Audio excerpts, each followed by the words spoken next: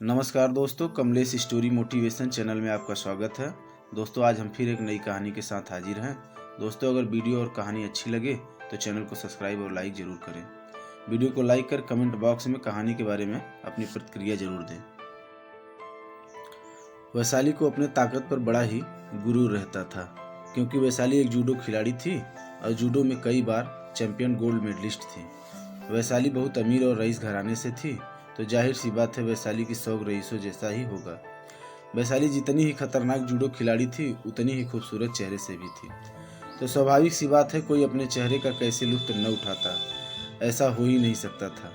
तो कभी कभी वैशाली को कॉलेज में छोटे छोटे फैंसी और खूबसूरत कपड़ों में सज धज के आती थी, तो मानो पूरे कॉलेज की नज़रें वैशाली को ही टकटकी लगाकर देखती रह जाए। लड़कियां वैशाली के फिटनेस मेंटेन को तारीफ करती, तो वहीं कॉलेज के लड़के वैशाली के खूबसूरती पर अपनी नज़रें सेकते। कुछ लड़के तो वैशाली के खूबसूरती पर अपनी नज़रें फेरते हुए वैशाली को छेड़ने की भी कोशिश करते, पर उनके मन में वैशाली के जूडो का भय सताने लगता था, क्योंकि पूरे कॉलेज में वैशाली ही एक ऐसी लड़की थी जो लड़कों को भी अपने फाइट से धूल चटा देती थी, और इसी डर से उचक्के लड़कों के अंदर भी डर पैदा हो जाती थी। और पूरे कॉलेज में वैशाली की मानो इतना सिक्का चलता था कि वैशाली को तो छोड़ दो, किसी और लड़की को भी कोई लड़का अगर नज़र उठाकर देखता तो वैशाली की एकदम हीरो की तरह एंट्री होती थी, और लड़कों को उनके ही भाषा में बड़े ही शानदार तरीके से वैशाली मजा चखा देती थी। और इन्हीं कारणों से वैशाली धीरे धीरे कुछ लड़कों की नज़र की किरकिरी बनती गई।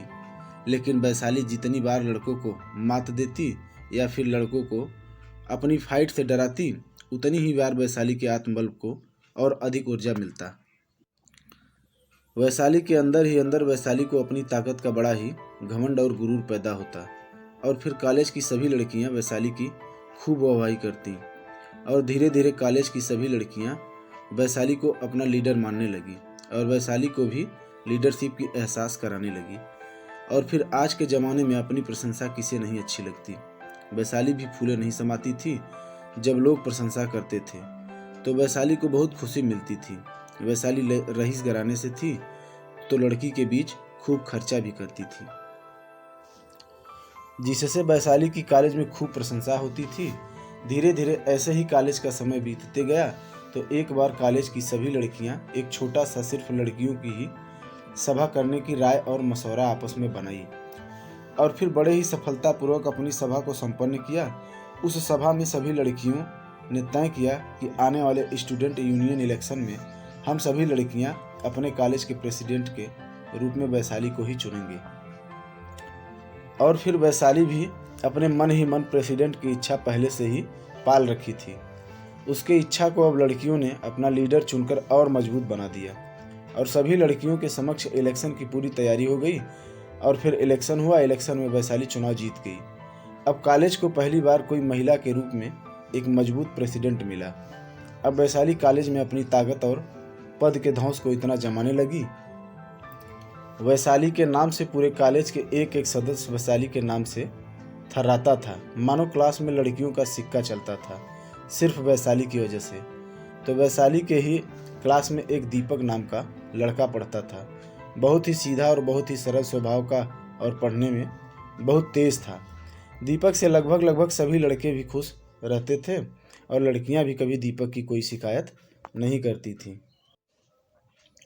और दीपक के इसी अंदाज से वैशाली दीपक को बहुत पसंद करती थी, और दीपक भी वैशाली के कुछ कामों से बहुत खुश रहता था, जिस वजह से दीपक भी वैशाली को बहुत लाइक करता था।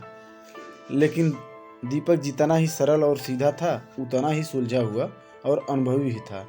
तो दीपक को कभी कभी वैशाली के बारे में चिंता होती थी, क्योंकि जब से वैशाली कॉलेज की प्रेसिडेंट बनी थी, तब से लड़कियां या कोई ज़रूरतमंद वैशाली को किसी भी समय और जहां भी बुला लेता, वैशाली उसकी मदद करने के लिए तुरंत पहुंच जाती थी। और यही बात दीपक को बार बार चिंतित करती थी कि मान लो वैशाली का दुश्मन ही वैशाली को साजिश के तहत अपनी दुश्मनी साधने के लिए बुला ले, और फिर वैशाली चली जाए, तब तो वैशाली फंस जाएगी। तो एक दिन दीपक रात में वैशाली को फ़ोन किया कि वैशाली मैं बहुत मुसीबत में हूँ, मेरे रूम पर आ जाओ और मेरी मदद करो। वैशाली बिना कुछ सोचे समझे तुरंत ही अपने कार को निकाली और अकेले ही दीपक के रूम पर चली आई। अब वैशाली जैसे ही दीपक के रूम को खटखटाती है, दीपक तुरंत ही दरवाज़ा खोलकर अपने कमरे में वैशाली का हाथ पकड़कर खींच लेता है और अंदर से दरवाज़ा लॉक कर देता है और वैशाली के साथ गंदी हरकत से जोर जबरदस्ती करने लगता है।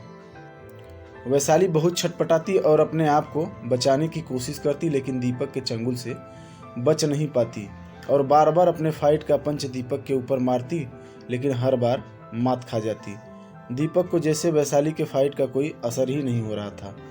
वैशाली कुछ देर तक तो दीपक से मुकाबला तो की, पर कुछ ही देर बाद बेबस शक्तिहीन होकर टूट के हार गई और अब दीपक खुले सांड की तरह अपने मनमानी हो गया और वैशाली के हाथ और पैर को अपने बेड में बांध दिया और अब वैशाली के आंखों से सिर्फ आंसू ही गिर रहा था और वैशाली बोल भी नहीं पा रही थी, क्योंकि दीपक वैशाली के मुंह पर भी पट्टी बांध रखा था। और फिर दीपक जोर जोर गहरी सांस लेने लगा और अपने कपड़े को उतारने लगा। शर्ट उतारा और जैसे ही दीपक अपने पैंट को उतारने लगा तो वैशाली के आंखों में बहुत ही डरावनी दृश्य का खौफ दिखने लगा और वैशाली के शरीर का एक एक अंग डर से थर थर कांपने लगा और वैशाली डर के पसीना से एकदम भीग गई। वैशाली की आंखें और चेहरा एकदम से लाल हो गया। तभी दीपक बगल के टेबल पर रखा टॉवल को लिया और अपने पैंट को चेंज करके लोअर और टी शर्ट पहनकर वॉशरूम में गया और मुंह को अपने धोकर एक जग पानी और 2 गिलास लाया और बैठकर खुद 1 गिलास पानी पिया और फिर वैशाली को सांत्वना देते हुए कहा, घबराओ नहीं, हम कुछ करेंगे नहीं। इतना कहकर वैशाली के हाथ और पाँव को खोल दिया तो वैशाली भी अपने मुंह से तुरंत पट्टी खोल ली। फिर दीपक वैशाली से कहा, पहले लो पानी पियो, फिर हम तुम्हें इस सब ड्रामे का कारण बताएंगे। और फिर समझाने लगा कि मुझे माफ़ करना, तुम्हें तुम्हारी खुद से पहचान कराने के लिए मुझे ये सब ड्रामा करना पड़ा। वैशाली, मैं मानता हूँ तुम्हारे पास हुनर है, ताकत है, तुम अच्छा फाइट कर लेती हो, गोल्ड मेडलिस्ट जूडो खिलाड़ी हो, लेकिन फिर भी औरत और मर्द में बहुत फर्क होता है। मैं मानता हूँ तुम्हारे शरीर की एक एक अंग में ज्वाला से भी ज़्यादा धधकती ताकत है, लेकिन औरत का अंग ही औरत की खूबसूरती और गहना होता है। तुम्हारे अंदर इतनी ताकत है, तुम 20-20 लड़कों को भी ढेर कर सकती हो। लेकिन जो ताकत तुम्हारे अंदर है, मान लो वही ताकत अगर किसी मर्द के अंदर रहे और वो मर्द तुम्हारा दुश्मन रहे तो तुम उससे मुकाबला कर पाओगी? और अगर मुकाबला कर भी ली तो क्या कोई गारंटी है कि तुम उस मर्द से जीत पाओगी? क्योंकि मर्द जब भी मुकाबला करता है तो उसका सिर्फ लक्ष्य अपने मुकाबला पर रहता है, लेकिन वही एक महिला अगर मुकाबला करती है तो उसे जीत के साथ साथ अपने जिस्म को भी एक मर्यादित रूप में ढकना पड़ता है। और युद्ध में योद्धा अपने शरीर को देखने लगा तो फिर युद्ध में कमज़ोर पड़ जाता है। इसीलिए मेरी नसीहत तुम्हें है कि तुम लोगों की मदद करो, यह अच्छी बात है, पर आंख बंद करके हर व्यक्ति पर भरोसा करके उसके कहीं बुलाने पर चली जाना यह गलत बात है। और ज़रूरत भी पड़ती है तो और लोगों को लेकर जाया करो और पूरे लोकेशन की जानकारी लेकर, और कभी भी अपने ताकतवर पर गुरूर करके नहीं जाना चाहिए। और फिर वैशाली आश्चर्यचकित होकर दीपक से पूछने लगी कि दीपक, तुम इतने सीधे साधे और इतने सरल स्वभाव के, तुम्हारे अंदर इतनी ताकत और फाइट के गुण आए कहाँ से? दीपक मुस्कुराने लगा और कहा कि गांव में हम लोग लठबाजी बचपन से ही खेलते थे और इसके बाद थोड़ी बहुत मोबाइल में देखकर जूडो का भी मैं गांव में ही प्रैक्टिस करता था और समय का मोड़ ले लिया। फिर हमारा मन पढ़ाई में लगने लगा और हम पढ़ाई में अपनी रुचि रखने लगे, लेकिन फिर भी रोज़ सुबह मैं अपने कमरे पर ही अपने शरीर को फिट रखने के लिए कुछ प्रैक्टिस ज़रूर करता था। इसीलिए हमारी वो सारी विद्याएँ आज भी हमारे पास ही हैं। और फिर उस दिन वैशाली दीपक से बहुत प्रभावित हुई और वैशाली को उसी दिन समझ में भी आया कि औरत का अंग कब डरता है और क्यों डरता है। और दीपक से वादा भी की कि अब हम कोई भी फैसला लेंगे तो सूझबूझ कर ही लेंगे।